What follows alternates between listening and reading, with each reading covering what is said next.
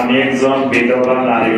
আমি আমার পিতা, চাচা ও ভাইদের অনুমতি নিয়ে ঢাকার একটি বাসায় আমার ফুফু ও বোন এবং ছেলের পক্ষের শুধু ছেলে উপস্থিতিতে স্থানীয় কাজের মাধ্যমে বিবাহ সম্পন্ন করি। এখন আমার প্রশ্ন হলো, আমার পিতা, চাচা, ভাইদের অনুমতি নিয়ে বিয়ের মজলিসে তাদের উপস্থিত ছাড়া শুধুমাত্র ফুফু ও বোনের উপস্থিতিতে বিবাহ করেছি, সেই বিবাহ ইসলামের দৃষ্টিতে শুদ্ধ হয়েছে কিনা, এবং বিধবা নারীর ক্ষেত্রে শুধুমাত্র অভিভাবকদের অনুমতি নিলেই হবে নাকি তাদের বিয়ের মজলিসে উপস্থিত থাকতে হবে? কোরআন ও সহিহ সুন্নাহ অনুযায়ী বিস্তারিত জানতে চাই। জি, আলহামদুলিল্লাহ, বুঝতে পেরেছি। মূলত অভিভাবকের অনুমতিটা জরুরি হলো বাকেরা নারীর জন্য। নারীরা শরীয়তের পরিভাষায় দুই ধরনের, একটা হলো বাকেরা, একটা হলো সাইয়েবা।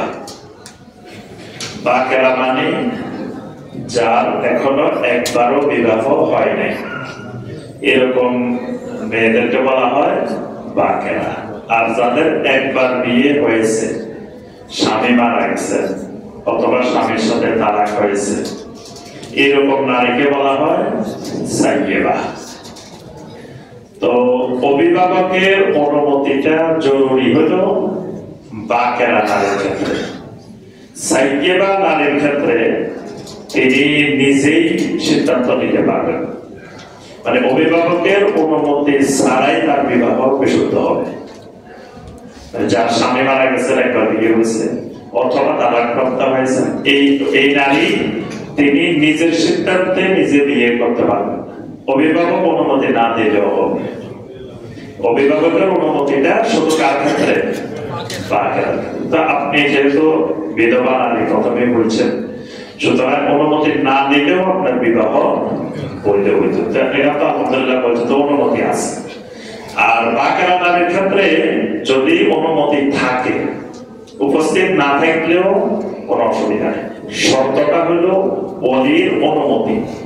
তো তিনি যদি অনুমতি দিয়ে দেন, তিনি বাইরে বিদেশে থাকেন বা কোনো জায়গায় থাকেন, বাস্তবেই অনুমতি প্রমাণিত হয়, তাহলে উপস্থিত থাকা জরুরি না।